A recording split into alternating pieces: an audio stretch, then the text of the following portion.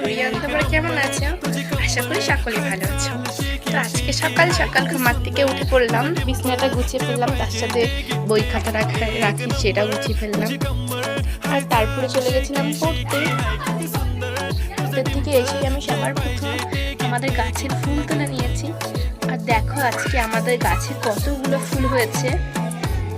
তো সাজিতে ঝটাপট তুলে নিলাম। সকালবেলা তো খাবো ভাত, তার সাথে কালকে রাত্রে বলবো আবার চপ এনেছিল, আমি কাল খাইনি, এখন খাবো। তো আমি চপ খাই। প্রথম ভাইকে নিয়ে চলে যাচ্ছি স্কুলে, ভাই স্কুল দিয়ে দিতে। কালে খেলাম সিদ্ধ ভাত, আলু সিদ্ধ আর ডিম দিয়ে। বড়িতে বাবা সকালে এনেছিল লুচি আর তার সাথে আলুর তরকারি। স্নান করে নিয়েছিলাম, তারপরে তো আমি আমার ভগবানকে পুজো দিয়ে দিয়েছিলাম। আর এই ফুল তুলে ভগবানকে পুজো দিতে কিন্তু আমার খুব ভালো লাগে, আর তার জন্য বেশিরভাগ পুজোটা আমিই দিই।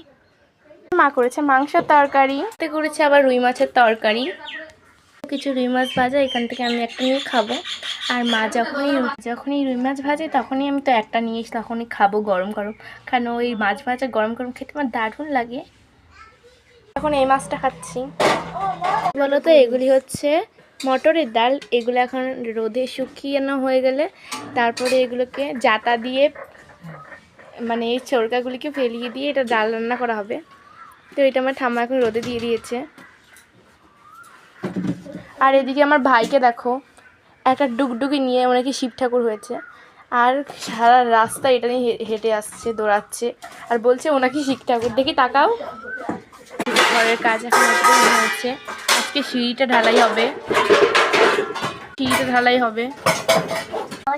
এত পরিমাণে গরম, বাইরে বেরোলেই শুধু ঘাম বেরোচ্ছে আর কিছু না। এত পরিমাণে গরমে আমি তো আরেকবার স্নান করে নিয়েছিলাম।